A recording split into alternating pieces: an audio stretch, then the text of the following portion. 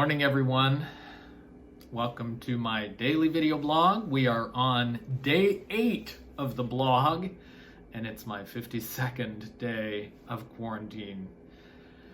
Yesterday we celebrated 1 full week of the vlog, even though Laura did point out after the fact that usually you eat cake and celebrate your birthday on the day you were born, not the last day of the elapsed year.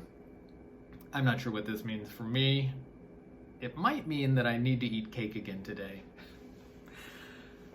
This could be a bit silly, but my main purpose here remains the big daily announcement. I'm sure most of our audience is here for that. But while I've got your attention, we've been doing a few other things. Every day I remind you about the Community of Christ Daily Prayer for Peace Country of the Day. I share a book recommendation from our resident 13-year-old Tiona.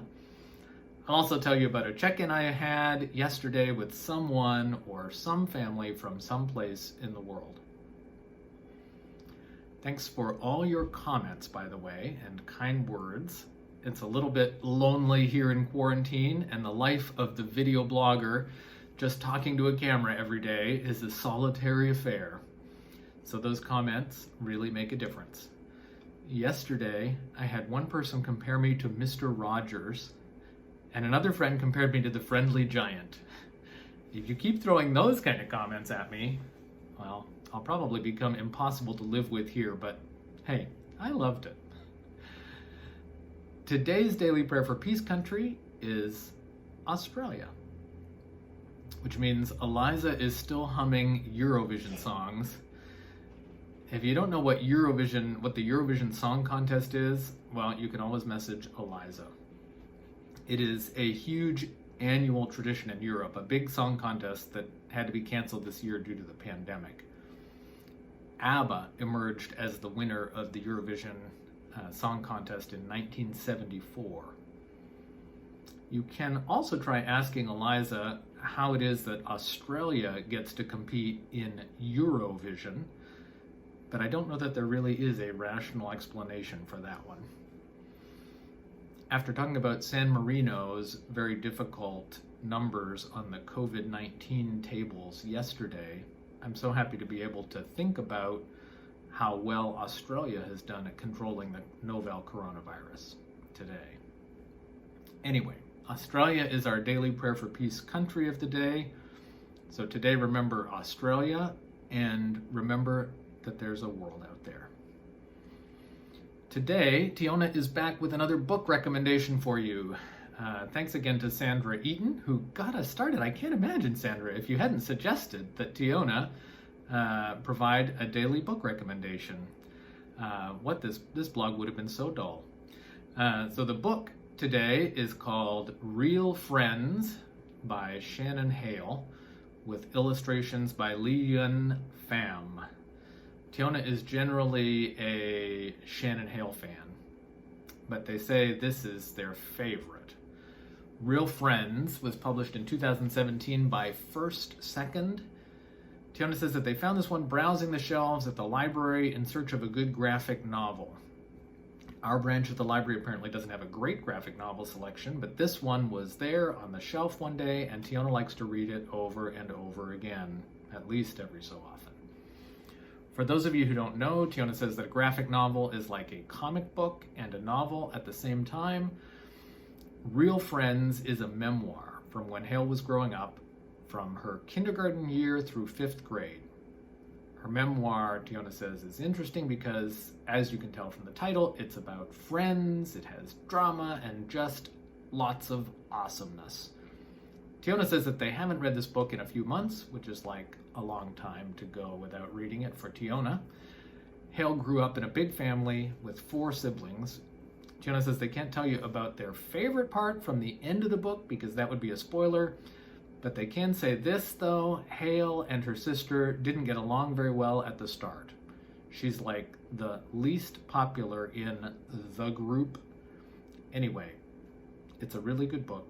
Tiona thinks there might be a new book in the series that came out maybe last year that might be called Best Friends, but Tiona hasn't read that one yet.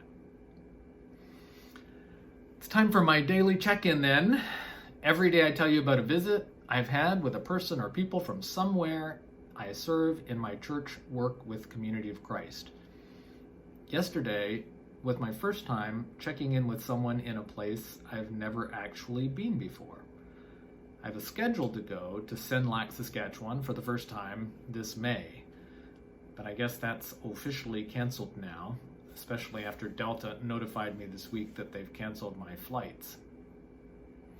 But I've gotten to know Becky and Doug Middleton through serving together on committees and at family camp and mission center conference. They also have wonderful grandkids, and we grieved a little bit together last night when we talked that the kids won't be able to go to church camp this summer. There had been a plan that maybe all 5 grandkids were going to be able to squeeze into the age brackets to be at the combined Hills of Peace junior high, senior high camp. Doug works a lot with World Accord, a Community of Christ international development affiliate operating out of Canada, a little like Outreach International does out of the USA. So he spends quite a bit of time in Honduras, supporting programs and building schools. In fact, Doug is another one of those friends who was traveling when all the travel restrictions really started ramping up. Doug was with a group of volunteers, including a group of scouts, who were building a school in Honduras when suddenly there were no flights home. I was paying close attention and keeping track as gradually that group found ways to get back to Canada, and then as Doug was in pretty strict quarantine for 14 days. Doug and Becky live on a farm in a very small community in rural Saskatchewan. Their mailing address is Senlac, but Senlac doesn't have much more than a post office, and as I learned from Becky last night, interestingly enough, they also have a small art gallery. But there are a couple of other small communities nearby with schools and shopping. Becky is a remarkable person. She has a small business that specializes in old-fashioned firearms. And from what I understand, if you're into a certain kind of old musket, Becky is one of the best people to see.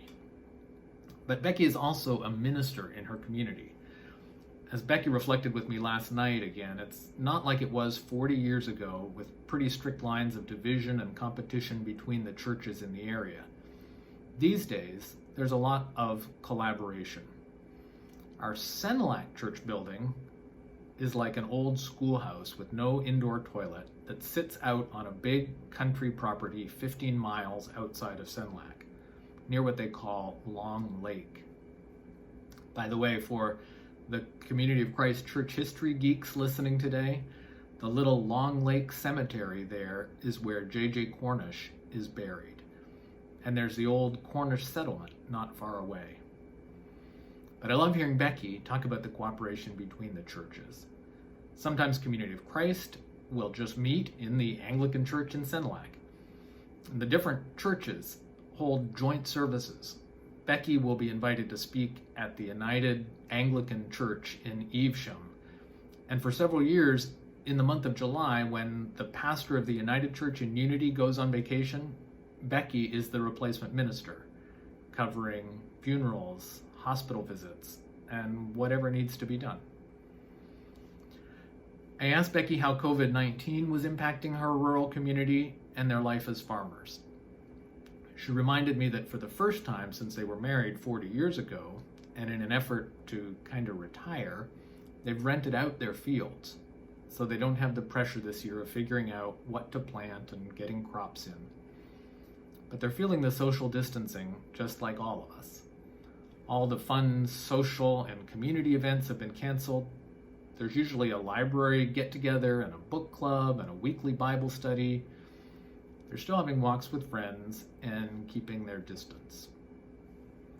The agriculture sector hasn't been too directly impacted, Becky says, although with some meatpacking plants closing, there will be a backup of animals. Doug and Becky only have cats right now, so they're okay. There's a significant oil economy in the region, and that has been obliterated.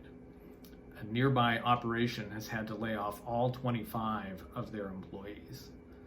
Someone's son is back working on the farm.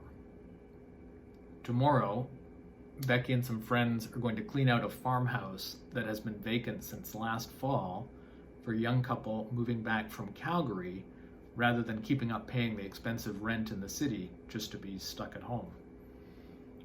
Becky's keeping in touch with family via FaceTime, and she's still an important minister for her community and friends. On Saturday, she did a wedding. The bride was from Ecuador, and Becky had me provide her the proper Community of Christ phrasing in Spanish for the wedding pledge. The bride's family joined the wedding via Zoom from Ecuador, and everyone was surprised when Becky started speaking Spanish and conducted that part of the service in their language. It was really nice checking in with Becky last night. And when this is all behind us, I am definitely going to get to Sinilac. Well, it's time for a big announcement. Now's the time to gather your family around so that everyone can hear. Laura's standing by the kitchen calendar and has been keeping careful track of this for us. Okay, so here it is. Today's big announcement. Da da da da da da da da da da da da da da da da da da. Now in this moment, now in this day. But the question is, what day is today? Wait for it. Today is Thursday. Thursday! Yay, Thursday! Happy Thursday! Yay, Thursday. For me, that means it's the day of the Community of Christ World Church Finance Board Zoom. We'll be reviewing World Church finances this afternoon. Thanks to all of you who do what you can to support the budget. We do amazing things together for a small, big, small church in the world. Okay, well, I'm not going to keep you much longer than that. I'm hoping to be back again tomorrow with another What Day Is Today video blog. I guess our second week of What Day Is Today is well underway. Again, tomorrow I'll remind you of the Daily Prayer for Peace Country of the Day. I think Tiona's already working on another book recommendation. And I'll check in with another person and update you on how they're doing. By the way, I was thinking that since the country of the day today is Australia, and since we're still gripped by this global pandemic, you might want to have a look at some of Australian Lynn Ungar's poetry. Lynn Ungar. You can search for her on Google. I've stumbled upon some of her lovely writing on social media. She's got other very nice things too, but right now she's been writing about the pandemic. I'll put some links to her website and to her Facebook page in the description. Okay, so I'm signing off for now from my home in Independence, Missouri. Please, until tomorrow, remember to breathe.